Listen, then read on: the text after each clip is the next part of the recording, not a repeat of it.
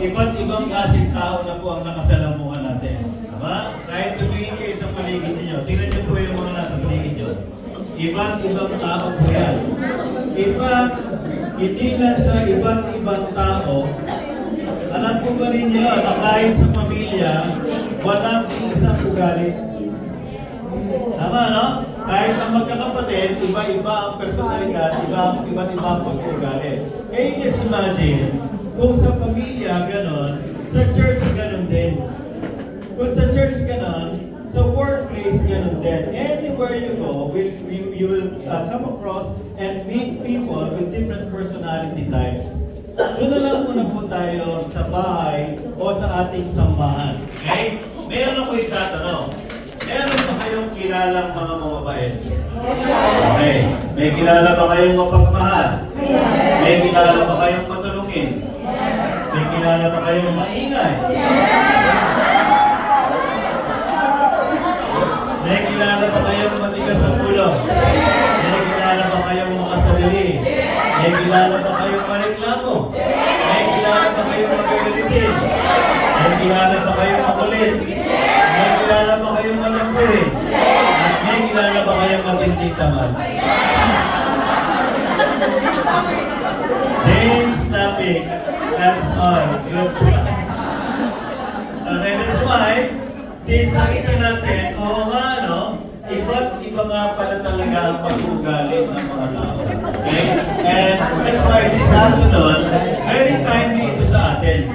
Kasi whether we like it or not, we are commanded to love even the difficult people.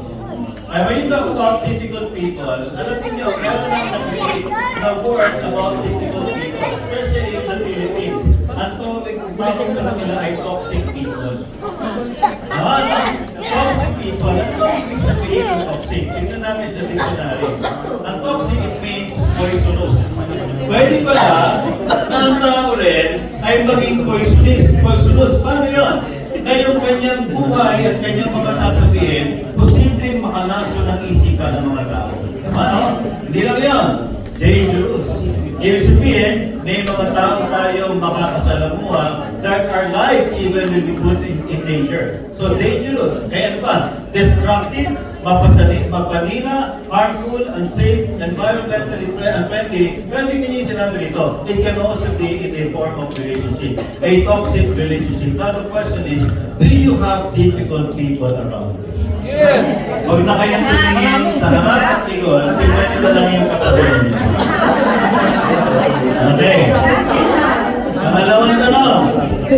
If yes, is there someone in particular na hirap kang mahalin dahil sa kanyang pag-ugali? Yes, ha? Now, talking about difficult people, especially as followers of Jesus, you have to understand that difficult people, they are everywhere. Kung galing ka ng Pilipinas at pumunta ka ng Japan, na-surprise ka, ay, meron din pala. Doon sa Japan, umattend ka ng church, sa CCM Japan, ay, marami pala. Okay? Hindi lang yung difficult people are everywhere. Difficult people have been around forever. Ibig sabihin, nung araw pa, nung sinauna pang panahon, meron ng mga difficult or toxic people. And isa pa, you will always have difficult people in your life. Kahit anong takas mo, kahit anong gawin mo, you cannot prevent people, difficult people, na maging parte ng buhay mo. What else? Moses led difficult people. And pag pinag-aralan ninyo yung story about Moses leading them out of Egypt, doon nyo makikita, grabe pala ang hirap na inabot ni Moses bilang isang leader. Ang mga Israelites, napaka-toxic na mga tao.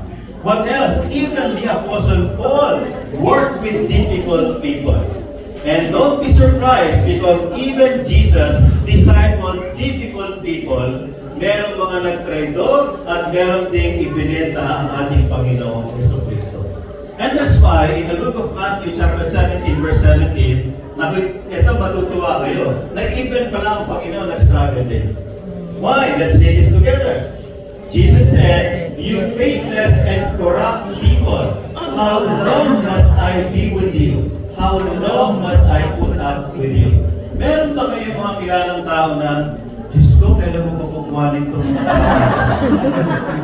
Diba, meron tayong mga pasaway sa buhay. Yung mga pasaway, how we wish they will pass away. Diba, Lord? Ang hirap naman ito. Mahal mo ba talaga ako? Bakit ganitong asawa ang binigay mo sa akin? Lord, mahal mo ba talaga ako? Bakit ganito ang magulang ko? Lord, mahal mo ba ako? Kung ako ang leader ng church, sasabihin ko, Panginoon, bakit puro pasaway ang binibigay ko tinatayo sa church? Remember, ang sinasabi sa atin palagi, that the church is not a hotel for saints, it's a hospital for sinners. What else? Tingnan ninyo. Yung types of difficult people, para makita natin, eto pala sila. Okay? So, isa-isayin natin. Ano ba itong mga difficult people na ito? The know-all. Ano yung the know-all? Alam mo, binuhay niya ang katapuhan ni Ernie Baron. Kilala niyo si Ernie Baron? Hindi ba? So, walang knowledge, walang power. So, ibig sabihin, alam niya. Si Ernie Baron is like a walking encyclopedia. And magugulat ka, hindi pa gumagana masyado ang Google, pag tinanong mo kay Ernie Baron, may sagot na siya. Meron mga taong gano'n, hindi ba? Parang lahat alam. Ang tawag ko doon, si Mema. Bakit Mema? Mema sabi na. Okay? Hindi lang yon. Para din siyang si Jollibee. Di ba? Tawagin si Jollibee. Pida. Okay. So, kung merong noon, now ang tanong, matutuwa ka ba kung ang lagi mong kasi kasama, parang sa buong panahon na magkakasama kayo, laging siya lang ang nagkikwento. Laging siya lang ang may alam. Mag-share ka, meron siya alam sa buhay mo. May problema ka, alam niya ang solusyon sa problema mo. Talagang no-all. Hindi lang meron no-all, meron naman din taong no-to-all. Lahat ng sabihin mo, pwede ba tayo nito? No. Uy, punta naman tayo dito? No. Lahat ng gagawin nakakainis, no? Parang, ano bang pwede kong sabihin na mapapayes ko ito? Di ba? Napakahirap please. Meron din naman the passive one. Yung passive, yung kinakailangan sa ating pangalila, na para daw ba kung kinakailangan kong faith para lang kumilos. Meron pa kayong ganun mga tao na, Diyos ko, ang tagal-tagal mag-desisyon. Panginoon, magugunaw na ang mundo. Hanggang ngayon, hindi pa niya alam kung anong gagawin. Tumunog na ang fire alarm. Tumunog na ang fire alarm. Ding-ding-ding-ding-ding-ding. May sunog, sabi nung iba. Sunog, sabi nung iba. Sabi niya, ay, may sunog. Okay? Nagpasok mo. And of course, meron tayong tinatawag na bulldozer. Ito yung mga bully. Ito yung mga siga. Ito yung mga mapag-imasok sa buhay ng ibang tao. Ang mga bulldozer, they don't know about boundaries. Hindi nila nire-respeto ang privacy ng ibang tao. Okay? Yan yung mga bulldozer. And hindi lang yun. I-insist nila yung gusto nila para gawin mo at yung decision nila, dapat decision mo din. Naman yan? The bulldozer. And of course, meron din naman the narcissist. Ano yung the narcissist? Kinakailangan narcissist. Pwede. Ang narcissist, hindi ba? Imbisa tayo mga Christians, sasabihin natin, praise God. Ang narcissist, praise me. Okay? Hindi lang yan. Ang narcissist, victim mentality. Siya na ang gumawa ng gulo, siya na ang gumawa ng away. Pag sinita mo, ako ba? Ako ba ang may kasalanan? Ako na nga ang kapi-kapi dito. Lagi na lang ganyan ang narcissist. Hindi ba? Alam ba ninyo ang narcissist? They can create stories, lies, and they talk to people about these lies, and eventually, they themselves will believe their own lies. Naman niyo yan? So, the narcissist and of course, the self-righteous. Lahat ng tao makasalanan, kuya siya. Hindi ka masyado nagbabasa ng Bible, makasalanan. Yan lang ang alam mo tungkol sa scripture, makasalanan ka. Excuse me, 2 minutes ka lang magdasal, pupunta ka sa impyerno. Di mo ko gayahin. 3 oras akong nakalunod. Okay? The self-righteous, what else? Ito, the human CCTV. Bakit the human CCTV? Okay? They hear all. They see all. Ang tawag ko sa kanila ay LBC. Bakit LBC? Laging busy sa chismis. Bakit laging busy sa chismis? Ay, naku, maniwala ka.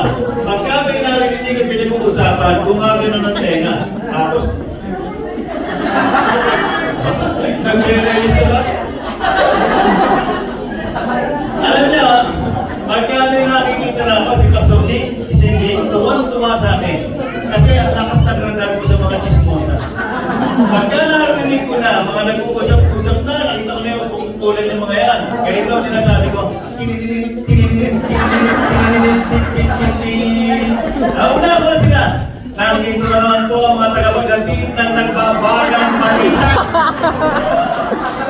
Alam nyo, pag ginagano po, nahihiya sila. Ay, alam, nagkikismisan tayo.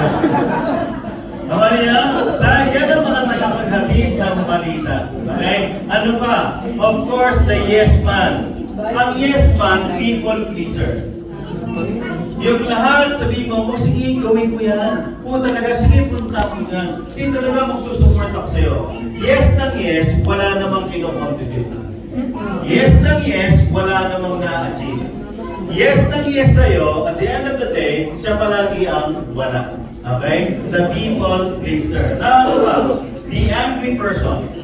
Yung angry person, para bang meron bang oras o panahon sa buhay mo na hindi ka galit?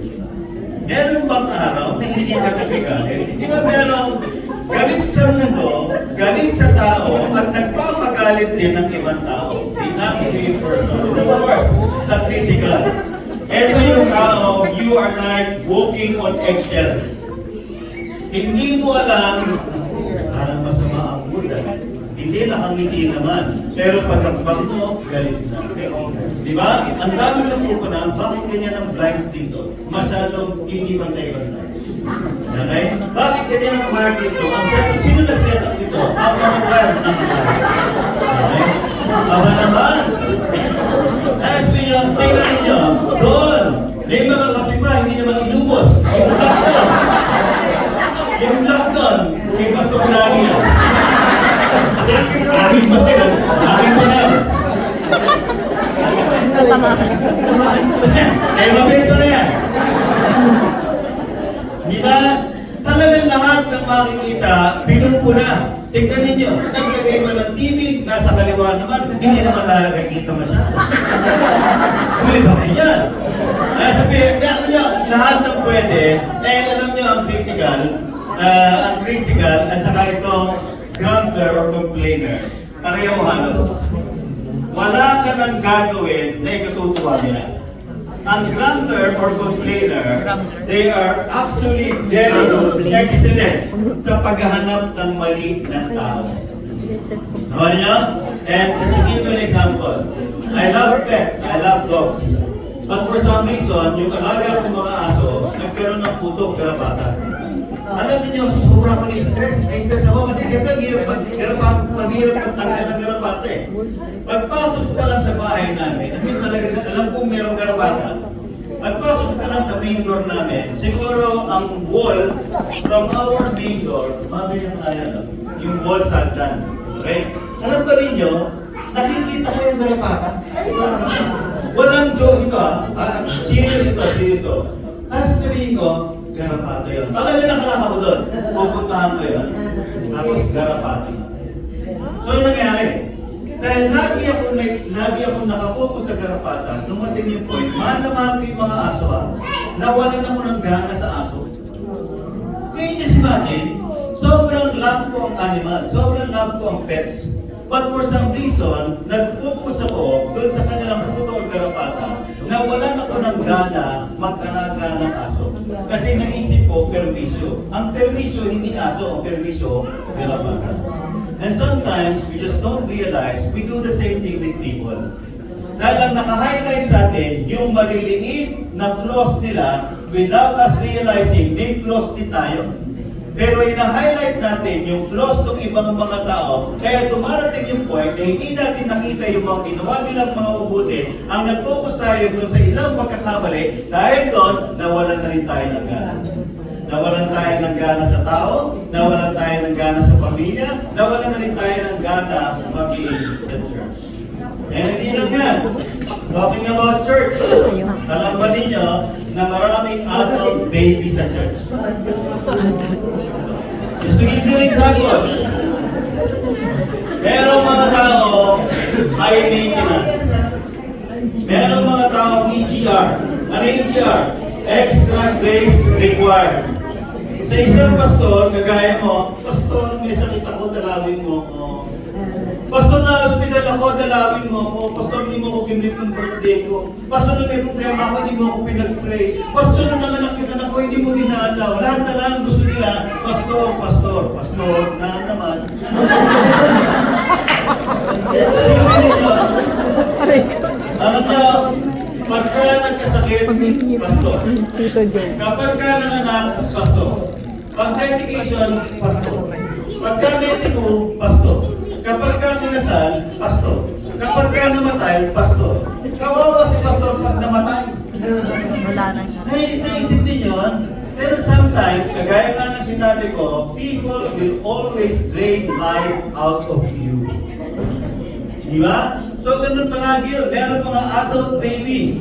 Yung alagain, alam niyo, sinasabi ko dun sa mga dinidisciple namin, sabi ko, kapag ka ikaw ay ilang taon na nag-aaral ng salita ng Diyos, huwag na huwag mong sasabihin na, hindi ako inalagaan ng disciple ko, kaya hindi ako lumalago, excuse me. Kaya hindi ka lumalago dahil hindi ka marunong kumain ng sarili mo. Amen. Naku ninyo, meron ba kayong anak? 10 years old, 12 years old? Tapos sasabihin niya, nanay ko, hindi ako sinusubuhan eh.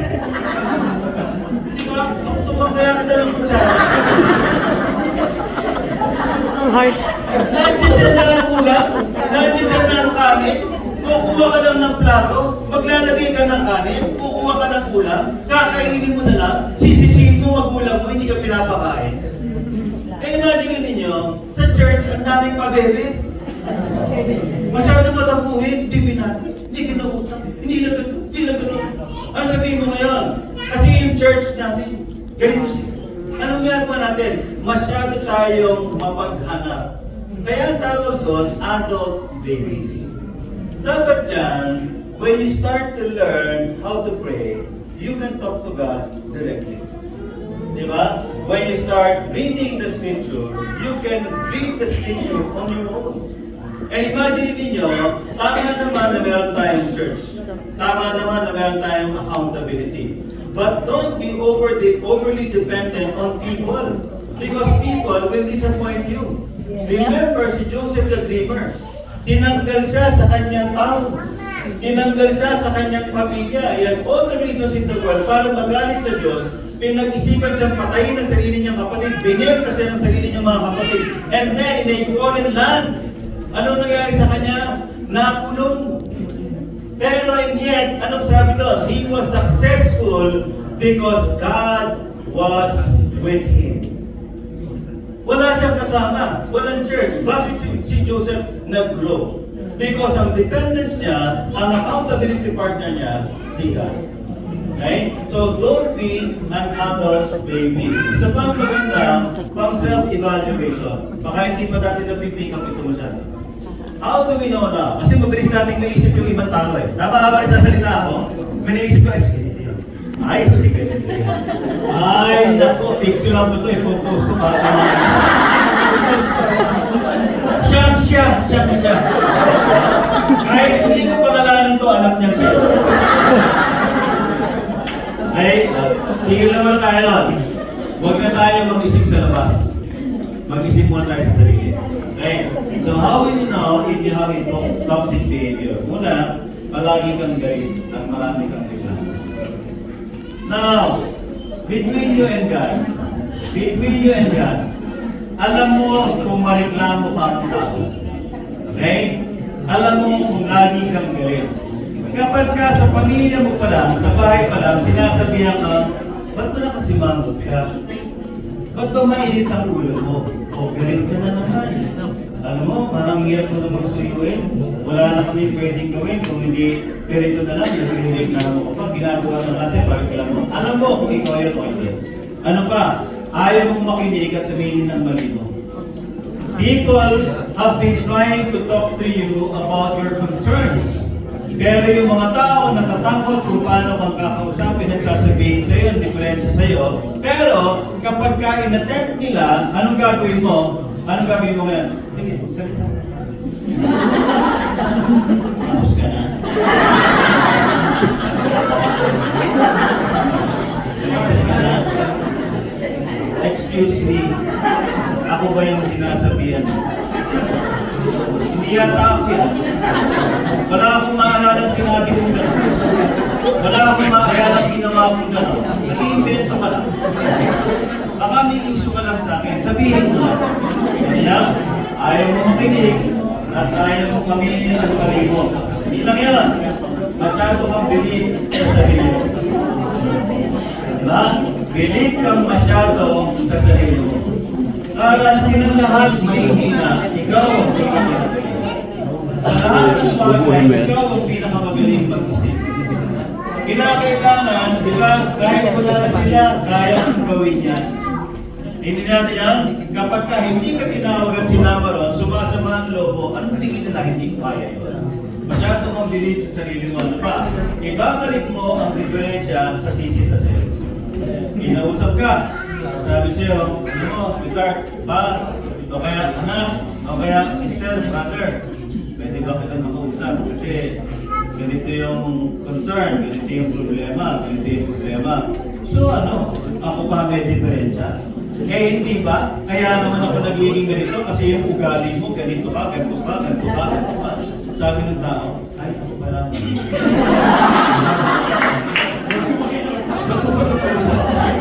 Sabi ko na, sabi ko na.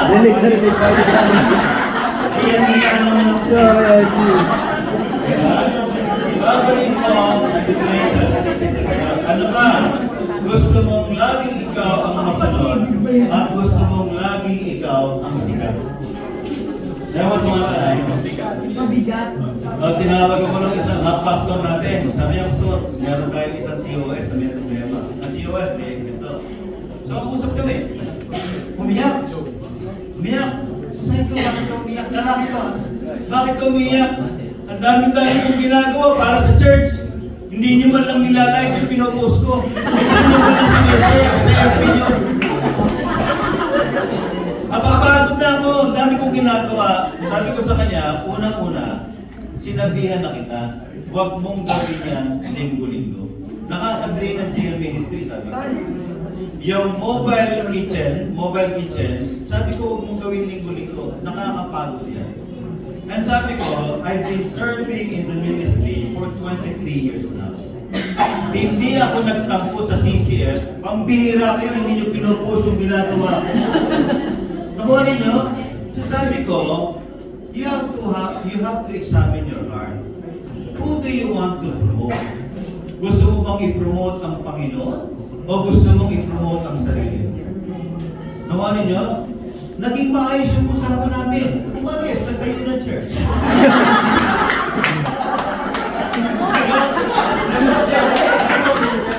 Nag-post. Isang pastor.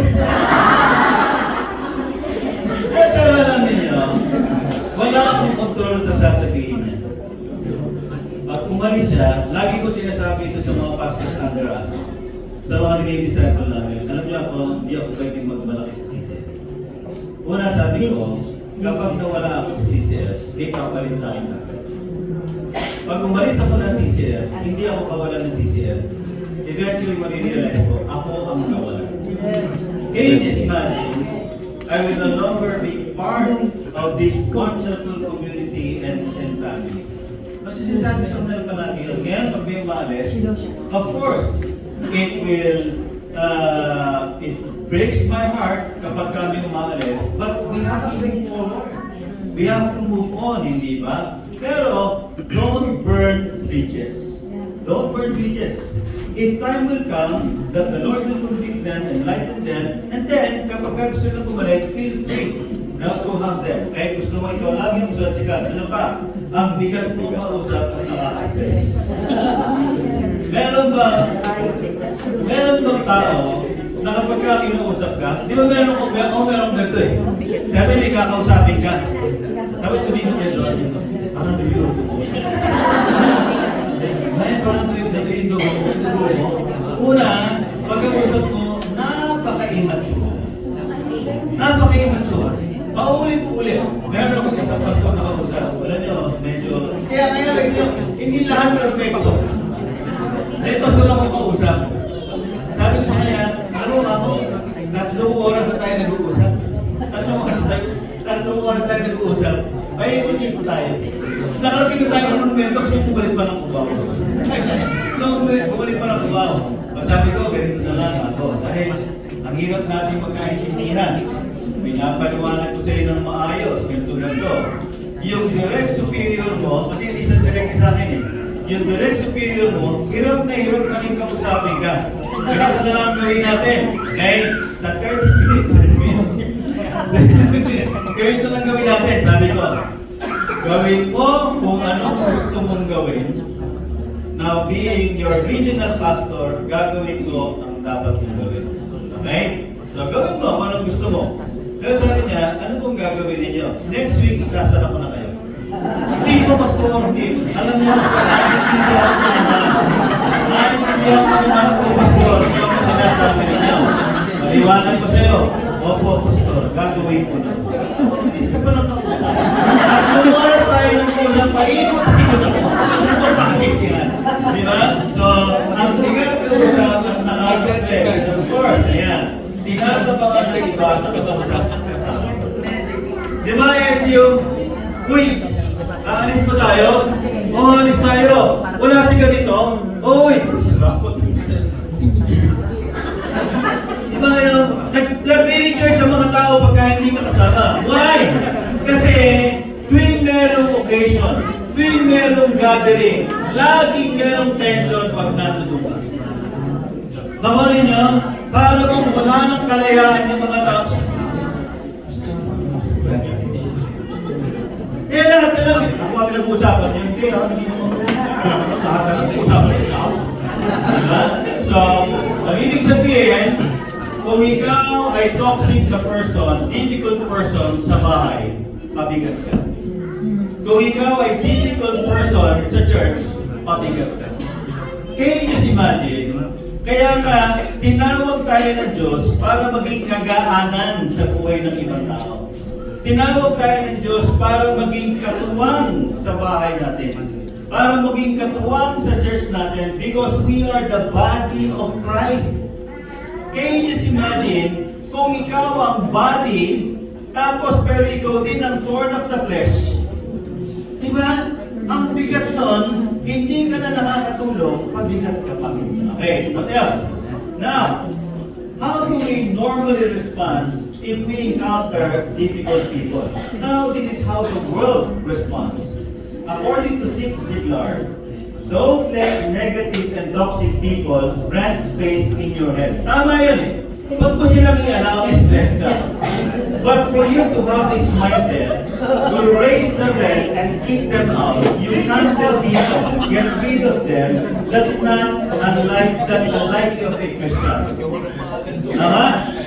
You know, it's a good thing, dahil ang Panginoon, hindi tayo kinansel. Sa ugali natin, magpasalamat tayo, hindi tayo kinikaw ng Diyos. Any time of the day, ang ugali natin, nakakapikon naman talaga. Magpasalamat tayo at hindi nabibikon ang Diyos sa atin. Sabihin mo sa katabi ninyo, ay salamat ka. Ay, salamat ka. Ay, salamat ka. Hindi nabibigyan sila.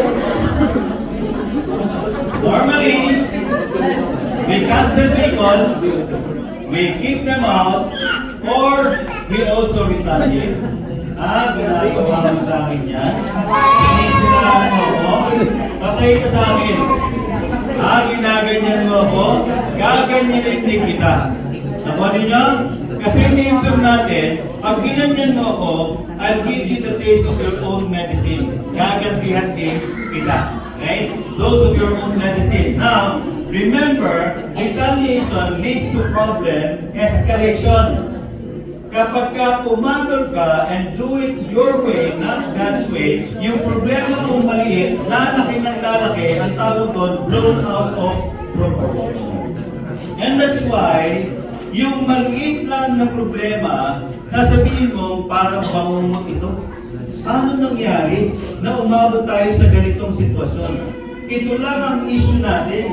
Ito lang ang nangyari. Tama! Ito lang ang nangyari dahil pumatol tayo, nagpasulsul tayo, bumanti tayo, lumaki ngayon yung ating problema. Now, there are blessings of having difficult people in your life. Alam ba ninyo that God also uses toxic or difficult people to hone or develop our character?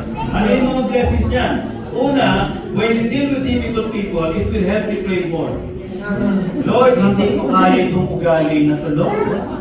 Diba? Lord, hirap na ako ha, Lord, totoo lang. Pero yun lang ang pwede kong gawin, ipadalangin ko itong tao ito na lagi akong pinapasalitan, lagi akong nasasaktan. Lord, talaga na-stress ako. Lord, pwede ba mamaya, pag natulog siya ng payapa, tuluyan mo na. Ano yung gagawin niya? We'll have to pray more. Ako, maraming mga tao difficult sa buhay ko. And you know what I do? Pag naglalakad ako, jogging ako, even if pag naisip ko sila, nag-decide ko, Lord, I pray that you help guard my heart, that I will not sin against you. Kaya, Lord, help guard my heart that I will not sin against you. Lord, totoo lang, naiinis ako sa tao nito. I admit that, Lord, naiinis talaga ako. Because alam naman ng Diyos kung naiinis tayo, hindi. Pag dati sabihin, wala akong issue doon. Lord, alam ng Diyos kung may issue tayo sa tao. So ako sinasabi ko, Lord, wala akong magtatago. Alam mo inis ako, alam mo napipikon ako, alam mo nagagalit ako. And on my own, hindi ko kaya i-address itong sarili kong issue. So what do? Instead of suppressing at magpanggap akong wala akong inis, I surrender it to God. Lord, I surrender it to God. Help me manage my emotions. What else? It will help you model Christ-likeness. Yun ang gusto ng Diyos. Pag may difficult person, ipakita mo ano yung tamang pag-ugali ng tunay na Kristiyano. What else? Will help you understand and learn about the different behaviors. Alam nyo, kapag lagi tayo na-expose sa iba't ibang mga pag-ugali, lalo yung mga difficult people, natututo mo ngayong magbasa ng pagkatao ng mga tao. Pag natuto kang magbasa ng pagkatao, natututo ka rin mag-deal sa iba't ibang klaseng pagkatao. Yes, it will help you realize how patient God has been to you. Lord, ang hirap pala ng pinagdadaanan naman. Ako, ganyan yung ginagawa niya sa akin, Lord. Ganyan din ang ginawa ko sa iyo. Ilang beses ako nagkasala sa iyo. Ilang beses ako nag-compromise. Ilang beses akong paulit-ulit na matigas ang ulo, Lord. Ilang beses ako naging makasarili, Lord. Thank you dahil napaka-gracious mo sa akin. So, ang mangyari niya will help you set boundaries. Hindi ibig sabihin na pag mayroong difficult, I'm not saying na i-cancel niyo sila. Pero now matututo tayo, you now have to set boundaries. Make sure you tell people na ako, sinasabi sa kanila, if it's not a matter of life and death situation, pagka oras ng pagtulog, pabayaan niyo sa akin. Ito to, sinasabi ko sa mga tao, may tumatawag sa akin, tuloy-tuloy. Sabihin ko sa kanila, gatuloy niya po. Mamamatay ka ba? Hindi po. Ano nangyari? May tumawag sa inyo eh. Nag-aaway po kami. Mag-iiwalay na ba kayo? Hindi po. Bukas na tayo mag-usap na kami. Naman ninyo, harapin mo rin kailangan mo rin magpahinga. Kailangan mo rin, tsaka sa bahay namin, we also tell them, Sister O, meron kami mga inaampon sa bahay namin. Sinasabi ko sa kanila, kung titira kayo dito sa amin, dapat ganitong oras, nandito na kayo. Clear yun! Pagka constantly you violate that, well of course sabihin ko, alam mo, para ma-preserve yung relationship natin, it's better for us na mag-iwalay tayo. Pero mag-iwalay tayo. So ginagawa ko yan. Okay? Help you set boundaries. What else? It will help you develop better communication skills to manage the situation effectively. Kasi matututo ka na ngayong makinig. Matututo ka na ngayong mag-process boses ng sasabihin mo at yung mga sasabihin mo, magiging maingat ka ngayon, hindi mag-e-escalate, especially pag may conflict, kasi na-handle mo na ng maayos. And of course, it will help you become a better person, more so, better Christian. So, how should we handle and deal with difficult people? Okay? According to God's way. Sige, picture nyo na. Thank you. Oh, baka mo sa 30 minutes yun, ha? Okay. How should we handle or deal with difficult people? In Galatians chapter 6, verses 1 to 4, let's see this together, go. Brothers and sisters, even if a person is caught in any wrongdoing, you who are spiritual, come on now, hindi ka, sabihin natin sabay-sabay. You who are spiritual are to restore such a person in a spirit of gentleness. Each one looking to yourself so that you are not tempted as well, bear one another's burden and thereby fulfill the law of Christ. Very clear. Sabi niya, kung merong mga eri, kung merong mga matitigas ang ulo, kung merong mga hindi magagandang pag-uugali, kung may mga sumabit, kung may mga bumagsak, you who are spiritual, do you consider yourself to be spiritually matured person? If yes, kasi kung hindi ikaw yung spiritually matured person, being tasked by the Lord to restore people, then ikaw yung dapat i-restore. Malata yan? You restore with gentleness. And with gentleness. Now, how can we restore people in a gentle manner? Babalikan ko ulit yung importance. Pinakauna palagi, pag in love ka sa Diyos, hindi ka mahihirapan mag-handle ng difficult people. Tama? Kung mahal na mahal mo ang Diyos, tignan niyo mabuti yung katabi niyo. Kung mahal na mahal mo ang Diyos, hindi ka mahihirapan mag-handle. You grow in love with God, you respond in love, you appreciate small changes, you communicate calmly, and then expect God's reward. So, balikan natin ito. Please, sino nga? Bawas sa mga minutes ko. Thank you. Okay. So, Grace. Lahat ito, growing in love with God. The very first command, most important command, is for us to love God.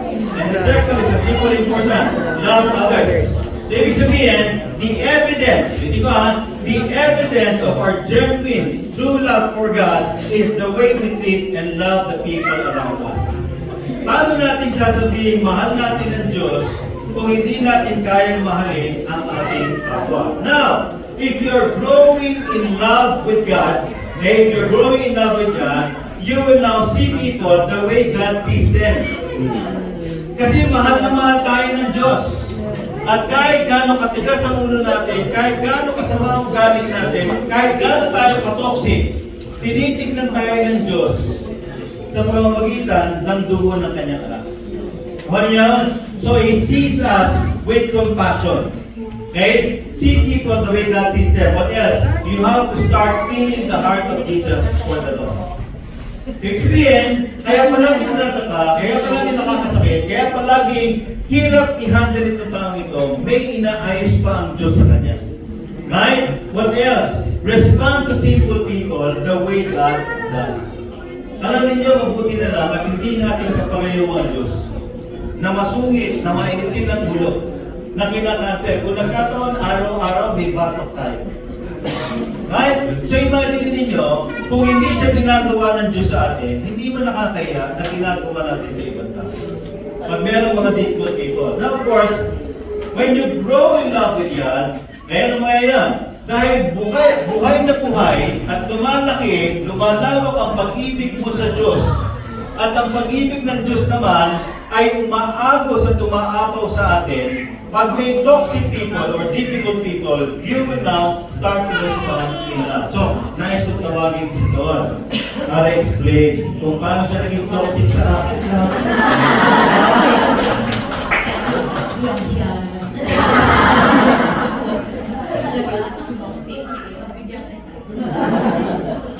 Okay, so going back to our title for the day, loving the I'm gonna ask you this question. Are there difficult people? Gusto ko isipin nyo sila ngayon. Isa-isa. Name them one by one. Name them one by one. Lahat tayo may difficult people in our lives. We don't have to go very far because in our very own family, it will happen. Some of you, maybe it's your in-laws. Some of you, maybe in the workplace, lalo na sa workplace. Okay? Lalo na pag malaki-malaki yung work nyo. And, most especially, in your D group. Meron ba kayong EGR sa D groups nyo? Wala na. Wala na. Wala na. Kasi we come here, we handle 4 groups. Pastors, young couples, madami. But there is always one who is difficult. Maybe one or even two. But what is God telling us? The Lord brought them in our lives. It's not because we will change them. That's God's role. So what is our role? To love Him. That goes back to the question, how can you love difficult people?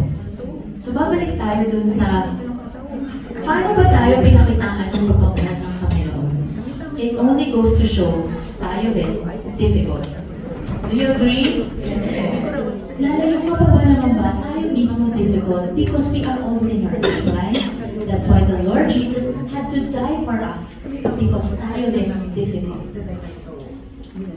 So how do we respond in life? Yeah. Let's look at the book of Luke, chapter 6, verse 27 to 28. Can we read this all together?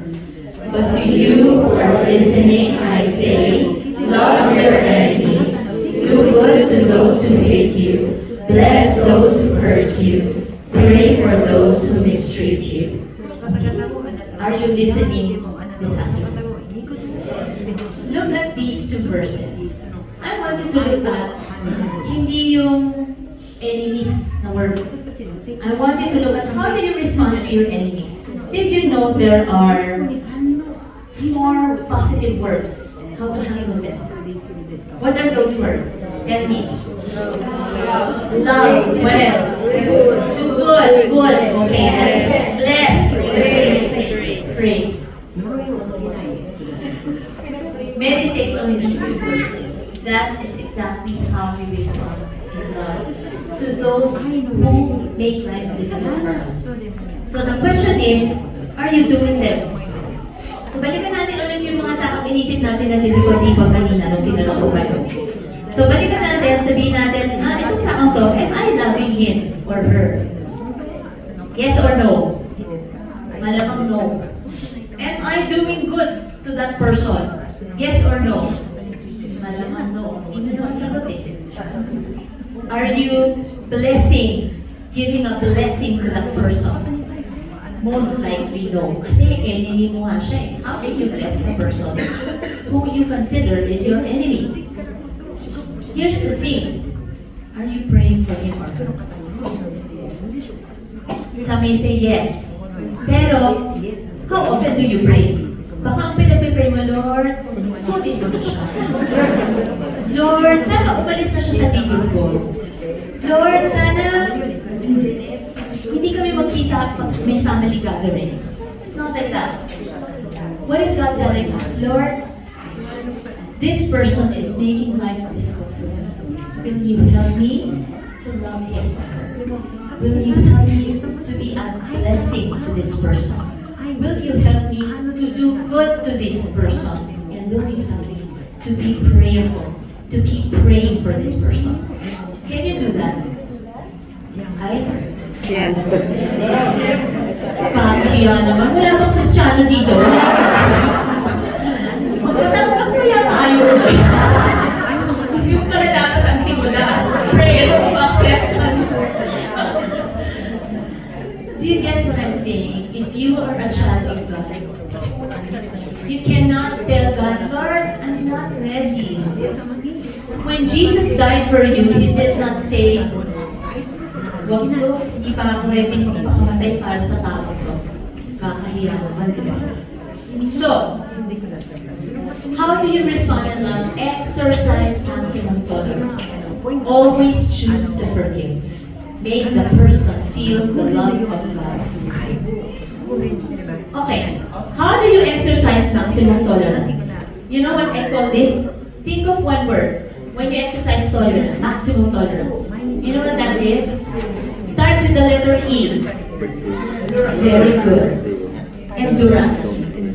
So ask yourself, am I enduring? Yes or no? Gusto lang pala ko sa yes. Are you enduring to the very person who's making life difficult for you? Yes, no. When I ask this question, sino ba who made life difficult for me? Siya yun, no? Di ba? But you know, I learned how to endure. When I endured, I also learned to forgive. When I learned to forgive, it's something I had to do every single day. And when I learned to forgive, God is also telling me, you have to love unconditionally. Meaning, love ba niya ako?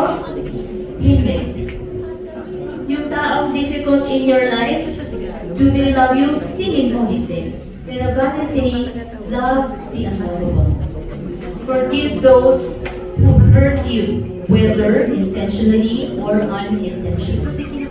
And God is saying, make the person feel the love of God through you. So pag nakikita ka ng taong to na pinahihirapan ka at sinasaktan ka, who backstabs you, na pinag-chismisan ka, isipin mo na lahat na ginagawa sa'yo na sobrang sakit and you don't, that person doesn't deserve your love. But God is saying, does that person see Jesus in you? Are you doing something that Jesus is actually doing to that person? You know, the Lord allowed to bring difficult people in your life. It's not just to teach that person, but God is also saying, I'm actually teaching you. The spotlight is on you. Okay? So, ang sinasabi ni God, okay, titignan ko, lalagyan kita ng matao matigas ang ulo. Tatagalan ko yan for years and years. Para kanino pala yun? Hindi pala yun para sa kanya, kasi ako pala yung tinutulungan. Okay? So, sometimes we think they are difficult because something's wrong with them. They are the sinful ones. But now, we fail to see tayo pala yung self-righteous. So, kala mo siya yung difficult? Hindi, ikaw yung difficult. Ako yung difficult. Because you refuse to respond in hope. You know, I will not talk about how I responded in love with my husband. Kasi alam nyo na yung story na yan. I don't have to go very far. Even in church, you know, it's difficult as a pastor's wife. Kasi kailangan is congeniality ka. Diba? Did you know, even if I am the friendliest person, people will say negative things. Even if I try to smile, sasabihin pa rin sa'yo, ano siya, suplada siya, namimili siya ng tao, yung mga ganyan pa. Wala naman akong sinasabi. When we started out in CCF that time, many years ago, that was the challenge for me. How to deal with older people. Kasi we were in our early 30s. And so I had to really build a relationship with people I do not know.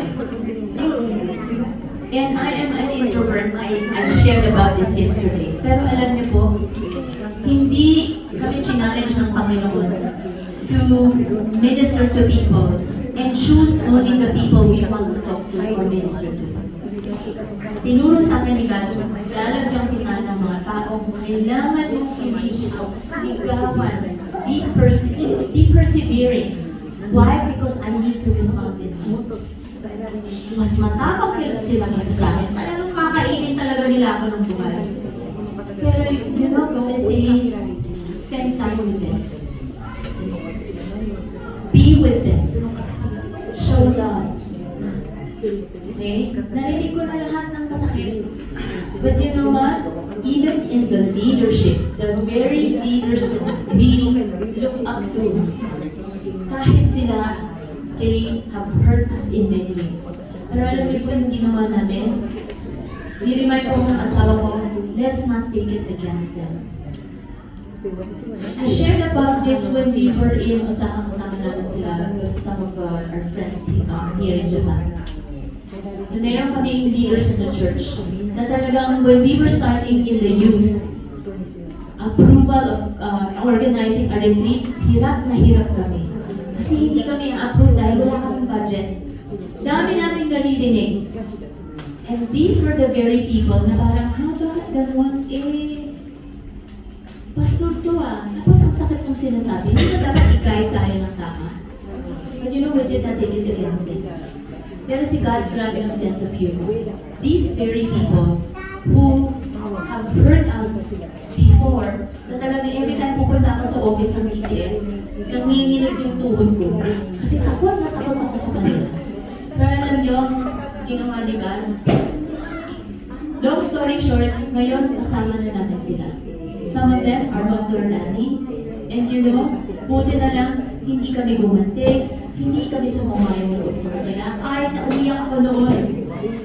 Alam mo, today, now when we are working together, we are the closest, we love them, we love each other. And you know, it's something I also learned.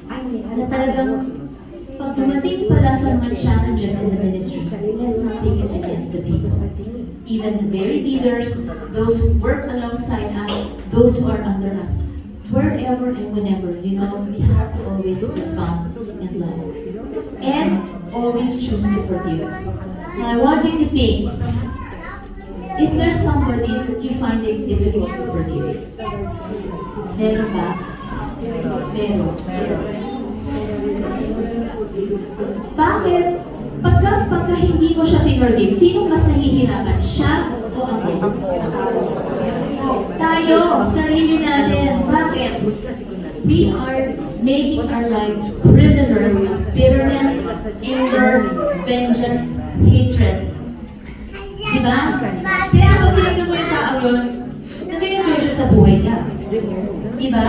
Pero ikaw, tuwing nakikita mo siya, nagigigil ka, naiinis ka, nati-trigger ka. But what is God saying? You have to forgive that person. Okay? Why? Because at the end of the day, God is looking at our hearts. That's what I did with my husband. Gusto ko, Panginoon, every single day, when you search my heart, there is nothing negative. There is no unforgiveness, no bitterness, no anger. I think we have that verse here later. Okay. Let's look at Ephesians chapter 4, verse 25 to 27. Okay, let's read this all together. Go. Therefore, Each of you must put off falsehood and speak truthfully to your neighbor. For we are all members of one body. In your anger, do not sin. Do not let the sun go down while you are still angry, and do not give the devil a foothold. Okay. Ano yung must put off falsehood? Each of you must put off falsehood and speak truthfully to your neighbor. Dito nagsisimula yung mga chismis-chismis. Or yung mga vain imaginations, or yung mga assumptions. Okay? God is saying, put it off, take it off, let it go. What should you do? In your anger, do not sin. Daddy explained together a while ago what one body is. Sabi dyan, pag may galit ka, huwag kang magkasala. Paano tayo nagkakasala? Pag chinismis mo na, pag nilash out mo yan doon sa tao, tapos masakit yung mga sinasabi mo. Okay? So ano daw gagawin natin? Do not let the sun go down. Ano ibig sabihin, do not let the sun go down? Huwag patagalin. Huwag mo na ipagpupunas. So what you should do is, talk to the person right away. Okay? Or if, what better pag merong isang witness. Okay? Not to talk about it, but you know, to mediate, para rin may mag-guide. Okay? So go to the person right away. Do not let the sun go down while you're still angry, because you are giving the devil a foothold. Ano yung pag galit kayo sa isang tao, tapos tumatagal na siya. Alin niyo yung parang, yung buhay niyo, bahay. Yung bahay mo, pag kami galit dyan, yung isang paa ng devil, nakapasok na. That's a foothold. Parang yung pinto nakabukas, tapos hinarang ng devil yung paa niya. Yan ang foothold. Pero ano nangyari pag sobrang yung galit mo, tapos ang tagal mo ng galit na galit, anong tawag na doon? The foothold becomes a what? A stronghold. Anong nangyari sa stronghold? Ilang paa na ng devil? Dalawa na. Kaya ngayon, ano yung mga sarili ko? Ilang paa na ng devil yung nandiyan sa bahay? Isa o dalawa? Buong, ano na, di ba? Katawan na, di ba? Okay? So, dapat, walang stronghold, walang foothold. Paalisin mo siya, dapat sabihin ko dun sa devil, you are not welcome in my house. Okay? How can the devil not be welcome in your house if you have forgiveness in your heart? Do you see that? Because faith and fear cannot live in the same house. Faith and anger and bitterness cannot live in the same house. Where there is love, there is no fear, because perfect love casts out fear. Okay, let's continue. Do not let any unwholesome talk come out of your mouths, but only what is helpful for building others up. Okay. Whenever you talk about the difficult people in your life, anong lumalabas sa bibig nyo? Blessing or curse? Chismis or love? Chismis or truth? Chismis, di ba? You know, I appreciate you for your honesty. Pero anong sinasabi dito? But only what is helpful for building others up. How do you build others up? You will think about restoration. You will always think about restoration. So, kesa ikaw yung nag-focus ng division, okay? Dapat tayo yung mag-forgive and then teach others to restore relationships. Do you agree? Okay, ask yourselves, am I a restorer or I cause division? Diba? So, do not, this is the thing in verse 13. And do not grieve the Holy Spirit of God. Did you know that you are actually grieving the Holy Spirit whenever you welcome anger and bitterness in your hearts? Whenever there is an unforgiveness, you are grieving the Holy Spirit. Alam mo yung na-miss out dito? Yung verse 29, that it may benefit those who listen. Ito yung nakakalungkot. You know, I'm sure there are a lot of people who look at us how we handle difficult people. So pagka meron difficult people, natututo ba sila sa atin how we handle difficult people? Or nasa stumble sila how we handle difficult people? Kaya we started the Young Couples Mentoring Group. You know why? Because we are teaching them how to learn from our mistakes. From the mistakes that we have learned from our leaders. From our own mistakes, yun yung tinuturo namin sa kanila. Siyempre, we tell them to pass on. Ito yung maganda best practices. Kasi natutunan din namin doon. Pero alam nyo, along the way in the ministry, meron din mga hindi kami perfect. The leadership is not perfect. No church is perfect. Kaya hindi solution palagi yung lilipat ka. Kasi dito may problema, lilipat ka. Kahit saan ka pumunta, may problema. So God is saying, you know, I'm actually telling you to stay where you are because I'm teaching you a lesson. Kaya nga, napunta kami dito to tell you how to love difficult people. Diba? You know why? Hindi lang naman dito may difficult people. In every church, in every family, tayo mismo difficult people. And so whatever we learn, that's what we are teaching you because we want you to learn how to love. 31 to 32, get rid of all bitterness, rage, and anger, brawling, and slander, along with every form of malice. What is verse 32 saying? Be kind and Okay, basahin compassionate. natin ng malakas na malakas. Be kind and compassionate to one another, forgiving each other, just as Christ God forgive you. Okay, I want you to ask yourselves, am I kind? Yes or no? To difficult people, it's easy to be kind to those who are kind to you. The question is, are you kind to those who are not kind to you? Next question. Am I compassionate? Yun. Ano bang ibig sabihin ng compassionate?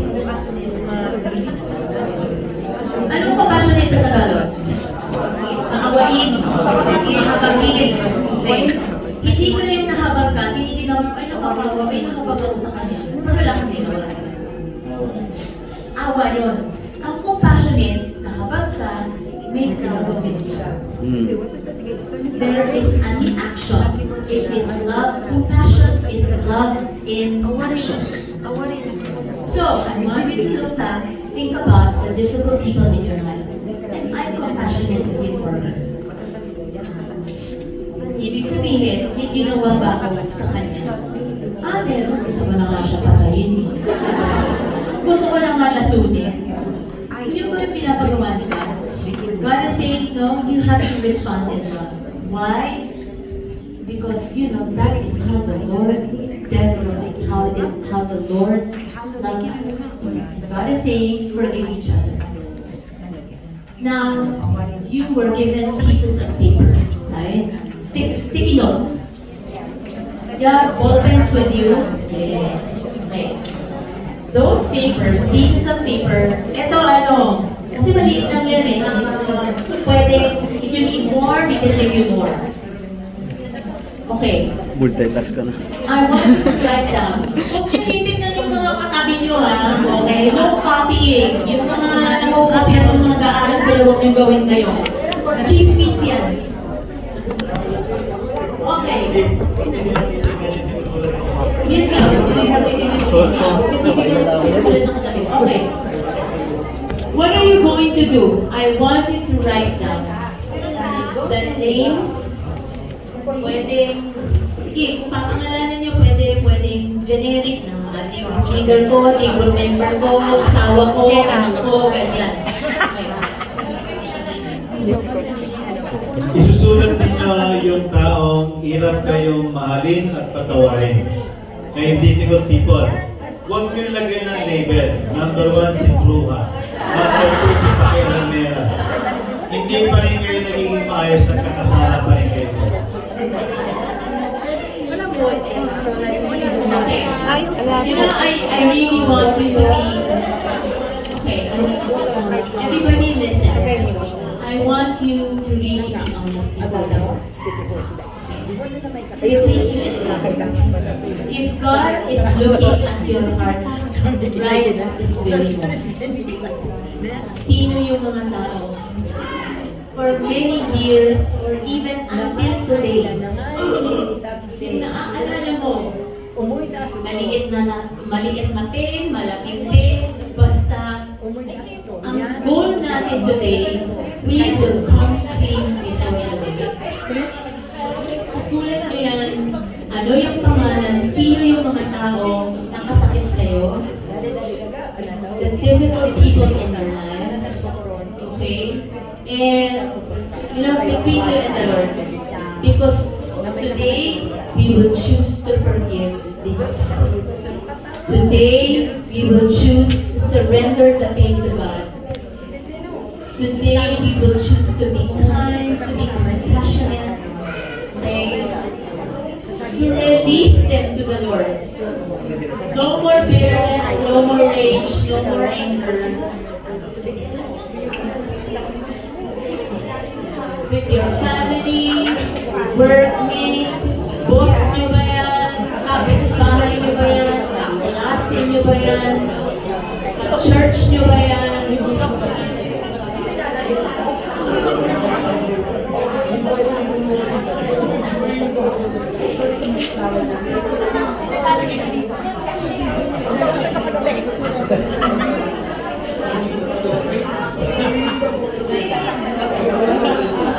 Kung kulang pa yung opinion, meron pa kanya tira. Siguro, why don't we pause for a moment? Let's pause for a moment and pray and ask God to examine our hearts. Okay? Doon po sa mga let's pause for a moment. Let's pray and ask God to examine our hearts. Panginoon, salamat. At ito po ay isang bagay na ikaw ang nagplano. Because you know very well that there are a lot of people na nakasakit sa amin.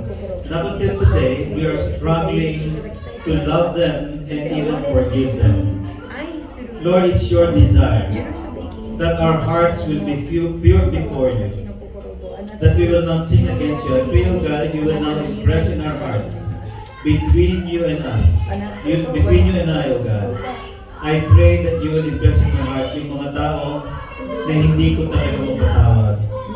And I pray that you will just so touch my heart.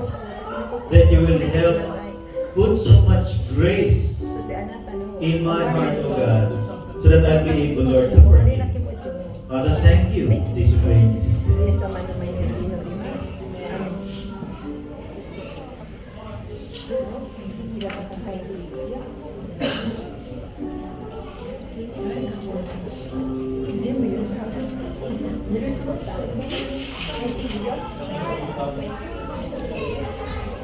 Sulat nyo lang ng isulat kasi hindi nyo ipapakita yan sa ibang tao. Ibig sabihin, it's your way of telling God, Lord, alam mo na ito yung mga taong hindi ko mapapakita.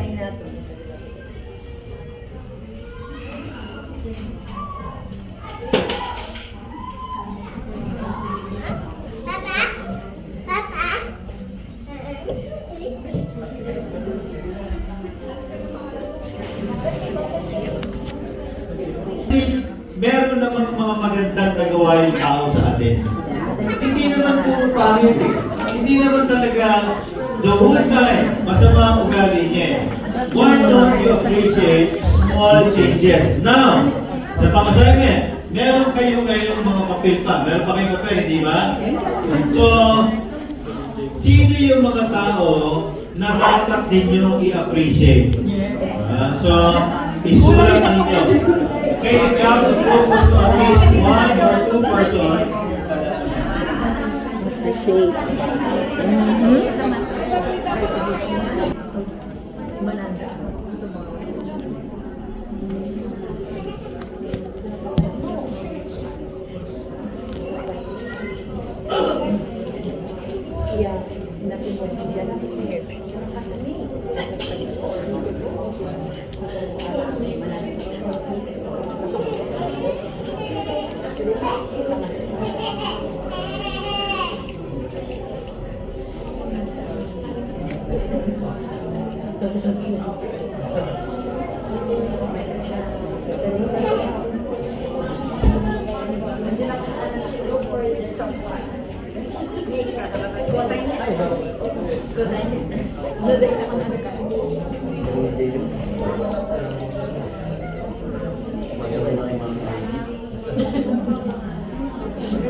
isulat ninyo, ano rin yung magaganda naman nagawa nila? Okay? Let's give an example. Merong dumalaw sa amin na mag-asawa. Okay? Yung D-group leader nila, very close sa amin. Pero nag-split itong D-group na to. Kasi dahil sa mga sulsulan at saka yung chismisan. So kaya itong couple na to, umalis dun sa D-group leader niya. So dumalaw sila sa amin, sa bahay namin. So ito, alam mo, it makes me very sad na nangyari sa inyo itong pagkakaibigan. Kasi I understand, meron kang issues. Meron kang valid issues, sabi ko sa kanya. Pero gusto ko mag-journey tayong dalawa. Ilang years kayong naging magkaibigan? So sinabi niya, more than 10 years po. So dun sa more than 10 years na yun, pag balik tanawan ko yung maganda ninyong mga pinagsamahan. So pinag-usapan namin. Tapos sabi ko, pwede mo bang balikan yung mga magagandang ginawang bagay din ito decipher mo.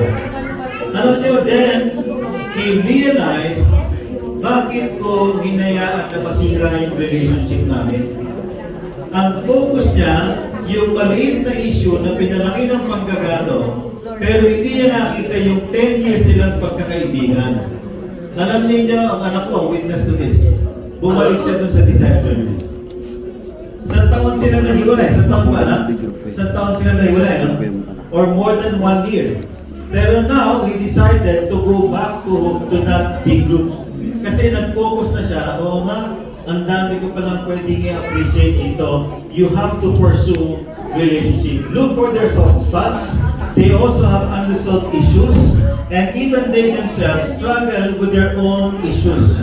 Kaya dapat maintindihan natin saan ba sila nanggagaling. So, isipin natin, ano ba yung pwede kong appreciate? Later, aside from appreciating yung mga magagandang nagawa ng difficult person na yun, mamaya mag-iikutan tayo.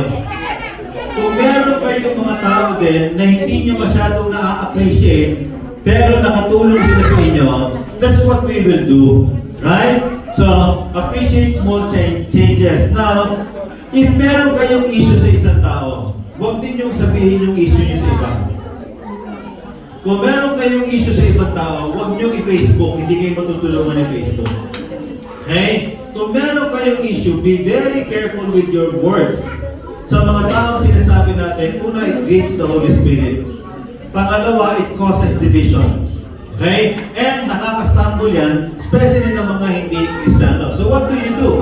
Ang sabi niya in Proverbs 15 verse 1, a gentle answer turns away wrath, but a harsh word stirs up anger. So what are we supposed to do? Pray for guidance and the right words to say. Panginoon, naiinis ako, nagagalit ako, talaga na-stress ako sa tao na ito. I want to talk to the person. Instead of talking to other people, I want to talk to this person. Lord, I pray that your guidance be upon me and put the right words to say. Pangalawa, think before you speak. Ang problema natin, mas mabilis tayo magsalita kaysa mag-isip. Okay? Ano ba? Manage your emotions. Dito tayo nagkakaproblema. Because we are an emotional being. Each time, pag may issue, pagka naging emotional na tayo, hindi na tayo makapag-isip ng mabuti.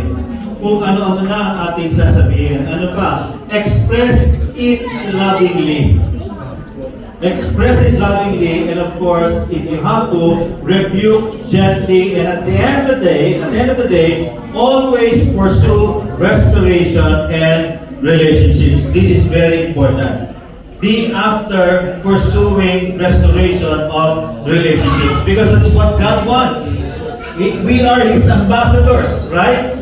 As an ambassador, dapat yun ang role natin, to restore and unite people. Don't cause division. In 1 Peter chapter 3 verse 9, tingnan nyo, ganda na sinabi, oh. Do not repay evil for evil. Nainis ako. Grabe yung ginawa niya sa akin. Okay, nainis siya. Pero sabi ng Diyos, do not repay evil for evil. Do not retaliate with insults when people insult you. Instead, sabi niya, huwag kang pumatol. Kung masama ang ugali niya at pumatol ka, masama na rin ang ugali mo.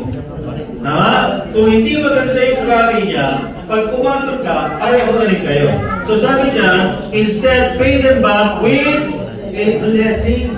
Why? When you obey God, because that is what God has called for you to do. And as a result, God will reward you. God will grant you His what? Blessings. So if you want God to bless you, obey God, be restored, and forgive people. Then expect God's reward. Expect God's reward. Ano yung reward na yan? Kinakailangan makita natin. Tinuturuan tayo ng Diyos. Nananalangin ka, Lord, teach me to be loving. Binibigyan ka ng toxic people. Lord, teach me to be patient. Binibigyan ka ng difficult people. Lord, help me to be forgiving. Binibigyan ka ng tao mga nakasakit sa'yo. At the end of the day, it's for you, not for them. Right? So, the most difficult person to deal with in your life, huwag na kayong lumayo. Tayo yun. The most difficult person to deal with in your life is the person you see daily in the mirror. Right? We have to start loving difficult people because you are one of them. So review. How do we handle and manage difficult people? First, you grow in loving God. When you're in love with God, you will not find it difficult to love people, the people around you. Next is to respond in love. Next is to appreciate small changes, communicate calmly, and expect God's reward. Now, we ourselves, Tayo ang pinaka-toxic sa lahat. Tayo ang pinaka-matigas sa ulo. Tayo ang pinaka-selfish. Tayo ang pinaka-makasalanan. And despite that, anong ginawa sa atin or anong ginawa ng Panginoon para sa atin? Let's read this together, go. But God demonstrates His own love toward us in that while we were still sinners, Christ died for us. Alam niyo, gusto kong i-share ito sa inyong lahat. Sa kabutihan, grasya, pagmamahal at kamatayan na ginawa ng Panginoon para sa atin. Shame on us kung hindi tayo makapagpatawad. Shame on us kung merong bitterness sa ating mga puso. Nakakahiyang umarap sa Diyos araw-araw. Kung alam natin at the end of the day, sa puso natin, meron tayong bigbing na galit sa ibang tao. So tayo ating manalangin. Panginoon, you know everything about us. And just like what we said a while ago, we do admit and acknowledge na maraming mga tao ang nakasakit sa amin. Lord, sinulat namin just so that ito yung way namin to humble ourselves and admit before you na kami, kung kami lamang ay hirap na hirap kaming magpatawad. So why don't you raise, itaas ninyo yung mga sinulat ninyong papel sa mga taong hirap tayo. Lord, ito yung listahan. These are the people na nakasakit sa akin. These are the very people, Lord, whom I find it very difficult to love. I'm having difficulty, Lord, forgiving them. Panginoon, I pray na tulungan mo akong makalaya mula sa galit, sa sama ng loob. And I pray, O God, that you would just so purify my heart, purify my thoughts, purify my lips, that I will look up and see these people the way you see them. And I will treat and love these people the way you love them. And I will forgive them the way you have forgiven me. Lord, I know that it grieves your heart to see your children having conflicts with one another.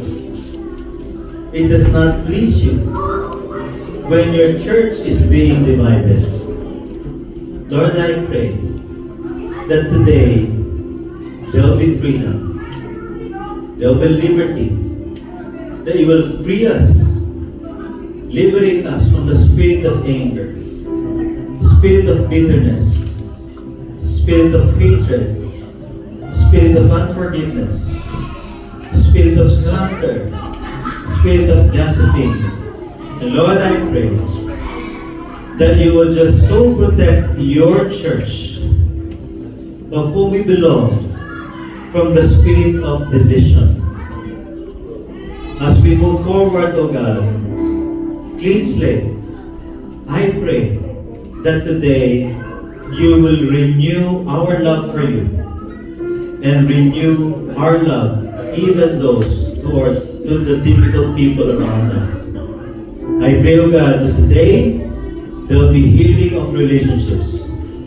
That starting today, your church once again here in Japan will become vibrant, will become very, very fruitful, O God, because love, grace, peace will overflow in this church. We love you and we praise your holy name. This we pray in Jesus' name. Amen. Okay, so ang gawin natin, tayo tayong lahat. Yung application tayo. So, application time.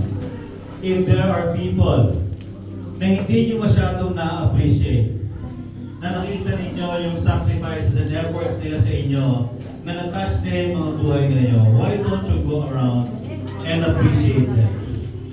And kung nandito rin yung mga tao naging difficult para sa inyo, this is the time to start anew, start afresh, and praise the person and ask for forgiveness as well. Sige po, ikot na tayo.